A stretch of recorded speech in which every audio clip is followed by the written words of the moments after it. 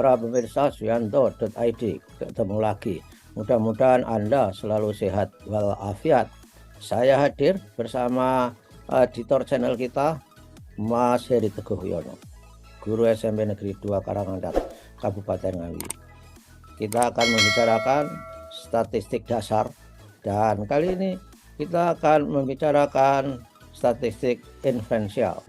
Seperti apa statistik inferensial, bagaimana kita memanfaatkan untuk penelitian, akan kita kupas bersama. Narasumber kita Bapak Profesor Ali Saufah PhD. Beliau adalah guru besar di Universitas Muhammadiyah Kalimantan Timur.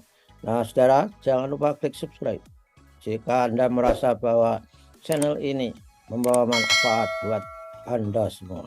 Dan memang channel ini kita desain untuk berbagi pengetahuan dan belajar sepanjang hayat. Dan juga banyak visi kita, misi kita, yaitu supaya menjadi channel alternatif dari channel-channel yang kontennya tidak mendidik. Nah, kita sapa dulu narasumber kita. Assalamualaikum warahmatullahi wabarakatuh, Prof. Ali. Waalaikumsalam warahmatullahi wabarakatuh. Gimana kabarnya, Amin. Pak Yanto?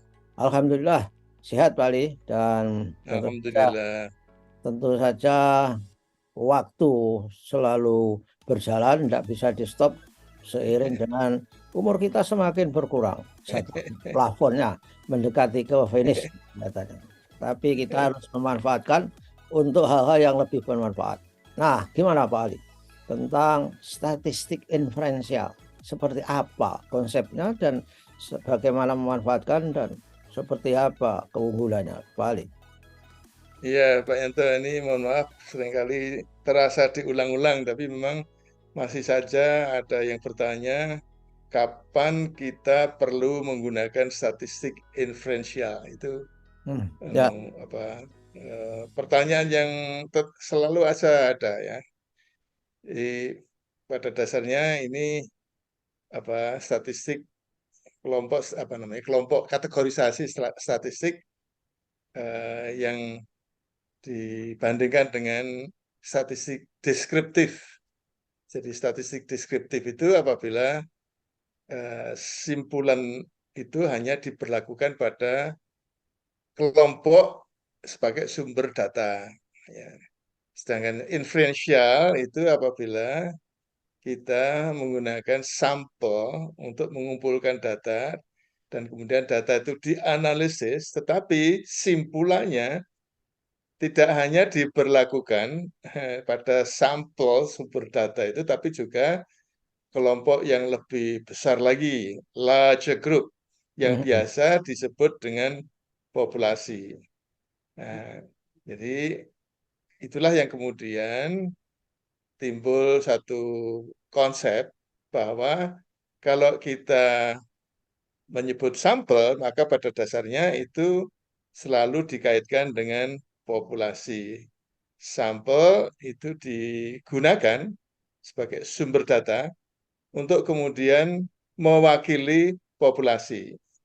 Sehingga seringkali disebut apakah sampelnya itu mewakili populasi. Nah, ini sebetulnya kata-kata ini, apakah sampelnya mewakili populasi, itu sebenarnya sudah pada wilayah menggunakan statistik inferensial untuk mengeterapkan, memberlakukan simpulan atas sampel itu pada populasi. Ya, begitu Pak Yanto. Ya. Saya kira bedanya harus jelas bahwa saudara-saudara yang menggunakan statistik inferensial ada syaratnya. Yang jelas statistik inferensial itu kan bisa digunakan untuk memprediksi ya, karena dari sampel itu kesimpulannya akan digeneralisasikan, akan diberlakukan kepada populasi. Ya mirip-mirip dengan medical check up kita itu. Kita di sampel darah, tetapi dari sampel darah itu digeneralisasikan kepada kondisi kesehatan kita secara umum. Begitu. Itu kan Pak Ali, mirip-mirip. Ya Pak Yanto.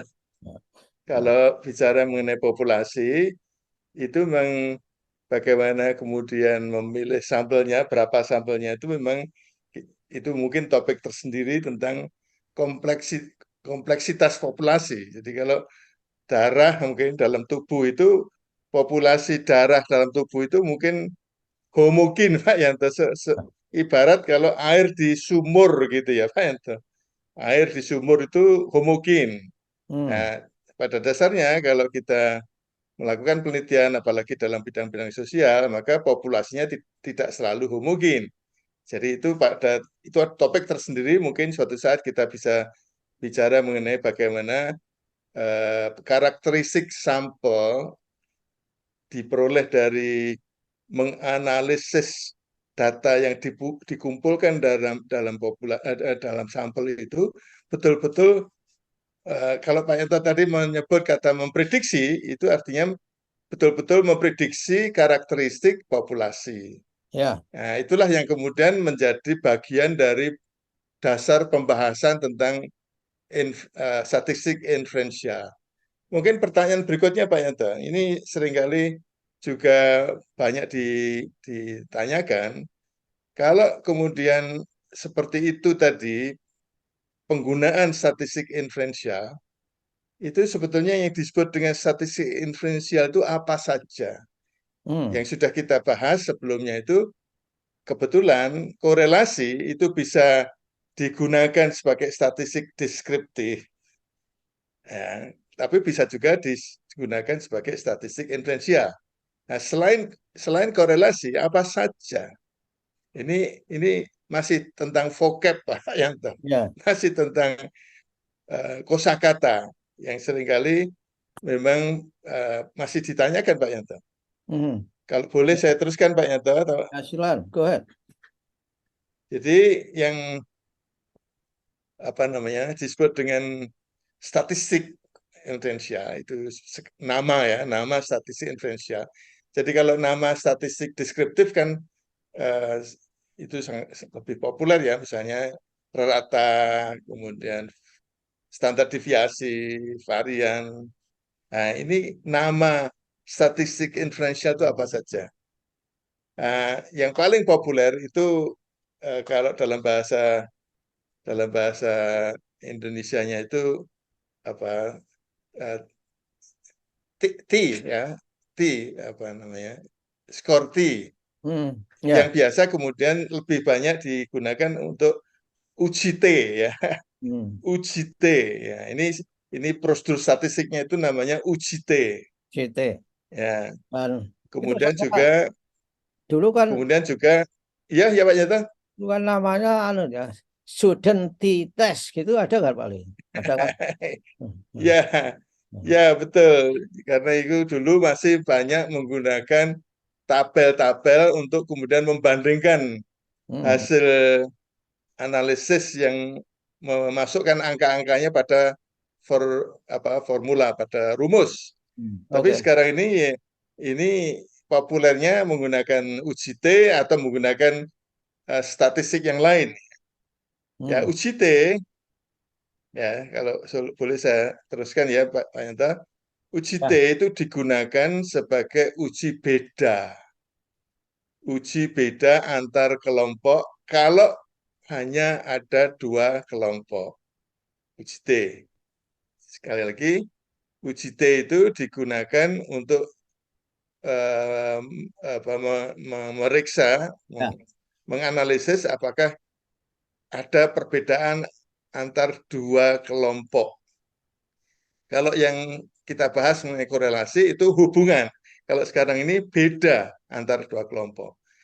Selain selain untuk dua kelompok, juga uji T ini digunakan apabila datanya itu sifatnya apa namanya, jenisnya itu interval, interval ya, Ya. Paling minimal interval. minimal ya, Ya maksudnya Pak, ya minimal Pak Yanto, interval. Ya. Ya. minimal interval, interval atau rasio. Kalau di bawah interval, maka tidak lagi menggunakan uji T. Ada padanannya yang masuk ke kelompok wilayah non parametrik, tes tes statistik yang kategorisasinya itu masuk wilayah non parametrik. Itu bisa saja suatu saat kita bahas lagi. Nah, kalau lebih dari dua kelompok apa gitu? Kalau lebih dari dua kelompok tidak lagi menggunakan, kalau membandingkan lebih dari dua kelompok, jadi misalnya katakanlah membandingkan metode, tetapi tidak hanya dua metode, ada tiga atau lebih dari tiga metode yang kemudian digunakan untuk mengajar misalnya tiga kelompok atau lebih, maka itu tidak lagi menggunakan UJT. Nah, biasa ini istilahnya itu ringkasan ANOVA ya dalam bentuk singkatan Hmm.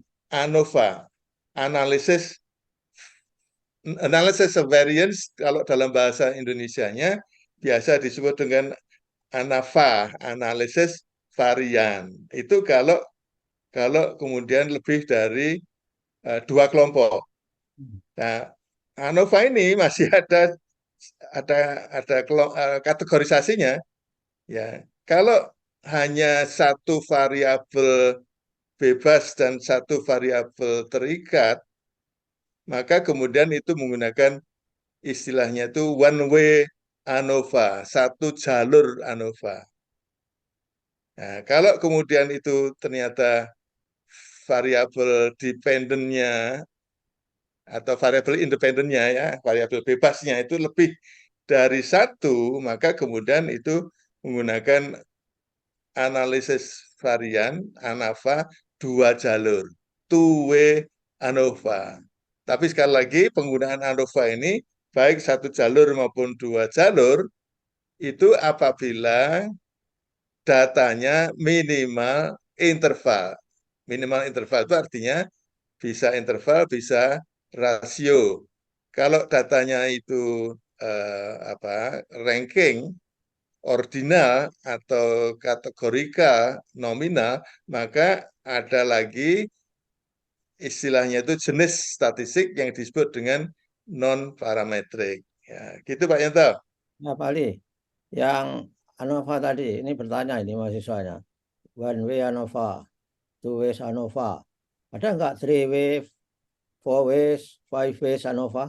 Ada nggak? Ya, ada tapi tidak populer disebut dengan three way ya. Yang populer itu one way atau two way. Yang three way itu masuk wilayah faktorial ya. Jadi Hmm. kalau kalau digambarkan itu kotaknya kompleks gitu ya. Kalau Ya. kalau one way ANOVA itu hanya satu dimensi.